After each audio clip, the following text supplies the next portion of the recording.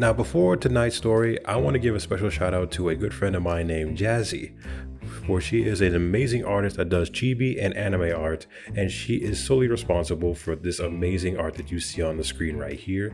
It's a chibi form of To My Likeness, and I sincerely love it and adore it. It is just amazing how well she can draw it and how detailed it is, especially with little to no detail that I have on me, and the only picture that I can actually give her that can actually give it to my likeness. But I'm happy it came out this way, and I love it. She is a very fantastic artist. She does chibi and normal art style, and she has a commission link that she can give you for a very good price. The link to her commission stat will be in below. And Jazz, if you're listening to this, I sincerely thank you, and I hopefully one day will work with you a lot more in the future. And last but not least, for my lack of upload, I'm going to be for real with y'all. I was having too much fun on Boulder Gates 3. I am having a blast on Boulder Gates 3. I named my, I have a deep gnome named the Shin Taker, and he's a monk, and it is fun, and it's inherently funny seeing a gnome just break shins as a monk. I highly recommend you get Baldur's Gate 3 for both the PS5, Xbox, and if you like BPC, because this game is fantastic, and I highly recommend it. So pick it up when you can and as soon as you can. And now, with all those out of the way, on to tonight's story, and enjoy.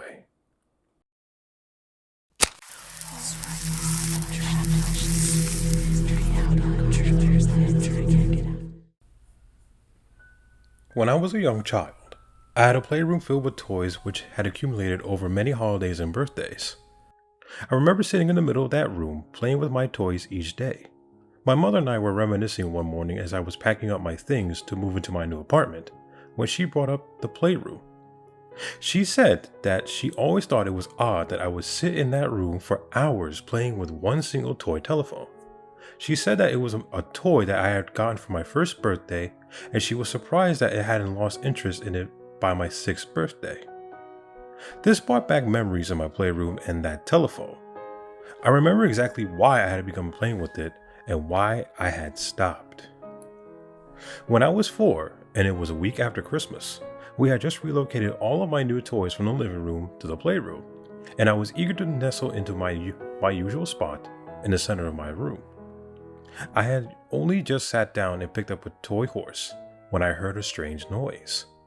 It was similar to a haunting sound of a music box that was nearing the end of its tune.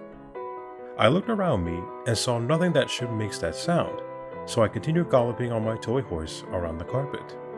The noise grew louder and more persistent, so I began scooting toys away from the direction where the sound originated. I finally traced the melody to a small plastic phone resting against the wall. It was a simple phone in appearance. It was white with a spinning dial and a red plastic earpiece. The only thing I had ever found unsettling about this peculiar toy was its set of eyes that flipped back and forth as you pulled the string attached to it.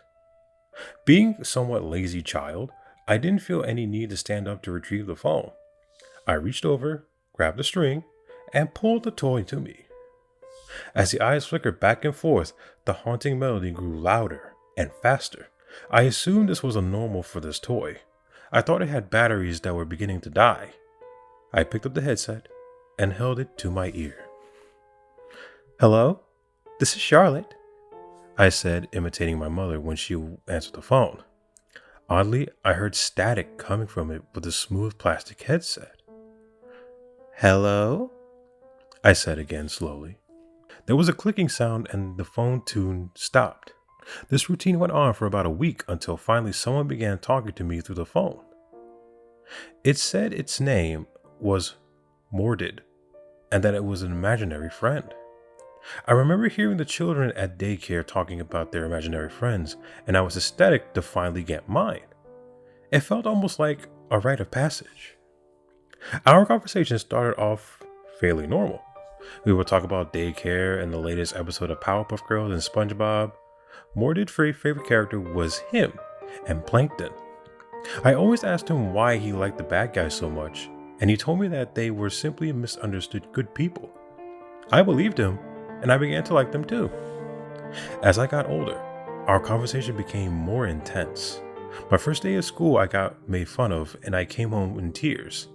The first thing I did was run up to my playroom and talk to Mordid.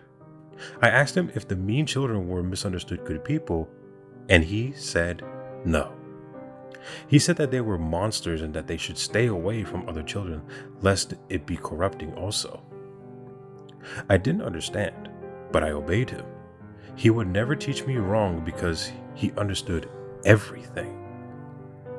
One day, I came home and my mother told me that we were storing the toys that I wanted to keep and having a yard sale for the ones they were collecting dust. I ran up the stairs into the playroom, grabbed the phone, and hid it in my room.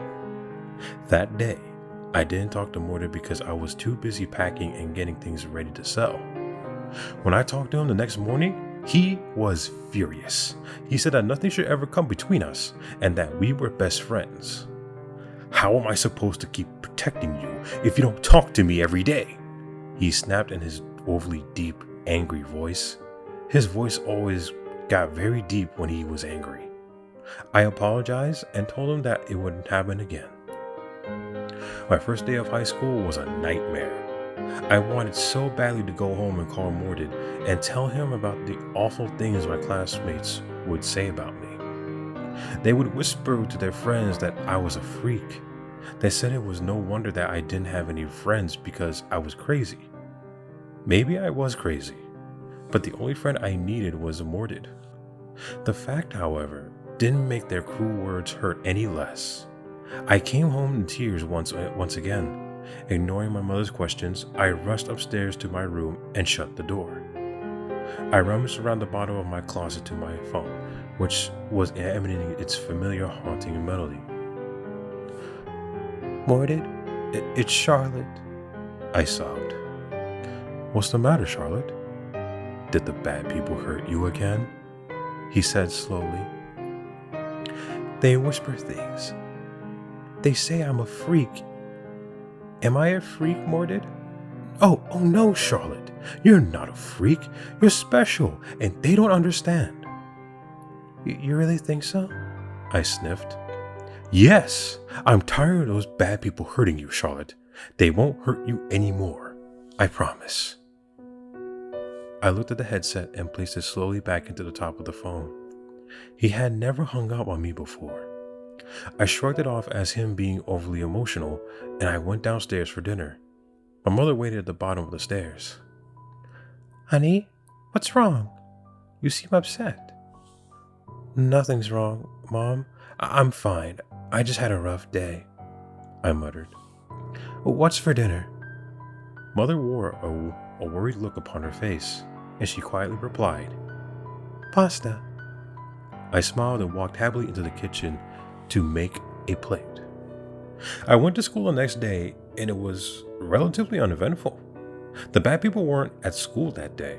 I figured they were all skipping school together, but I was wrong. Very wrong. When I got home, my mother was sitting on the couch staring at the television with a terrified look on her face. I glanced at the TV as I was placing my book back on the floor behind the couch. I saw the pictures of all the bad people on the news. They were all missing except for the worst one named Jessica. She had been found brutally murdered behind her home. My jaw dropped and my heart jumped into my throat. I dashed up to my room where the phone was chiming eerily. Hello? It's Charlotte. You seem afraid. Are you afraid of me, Charlotte? I didn't know what to say. I was terrified. I knew now that Mordid was something to fear rather than befriend. What did you do to the others, Mordid? I can't tell you. You will tell other bad people and they will lock you up. I must protect you. I was silent, but I remained on the line. Charlotte, you don't seem very grateful. They are gone. They will never bother you again. I remained silent as I set the headset quietly back down on top of the phone. Like clockwork, the creepy music box tune began playing as the eyes of the phone began flipping back and forth. I immediately grabbed the phone, flew down the stairs, and ran out of the house towards the shed. I locked the phone up and I ran into the house. I didn't hear any more from Mordred. Sometimes when I would be outside, I would hear that creepy tune wafting in the cracking of the storage shed. I would always quickly make my way back into the house. I looked down on my watch and noticed how late it had gotten. I really need to head out, Mom. It's gonna get dark. She nodded and gave me a hug and kiss. Oh, Charlotte, take the box with you too. I packed it up forever ago and it's taking up space. She pointed at the box nestling behind the couch. I walked over to it, picked it up, and hoisted it onto my shoulders. Mother kissed me again on the forehead and told me to be safe as I walked to the door towards my car. It was a tight fit, but I managed to fit the box into my back seat and began driving away to my apartment. I stopped at a red light and adjusted my mirror. Right as soon as I was easing my foot on the gas, I heard it. I heard that creepy music in the back seat of my car. I took a deep breath and pulled over before reaching into the box to grab the telephone. Hello? This is Charlotte.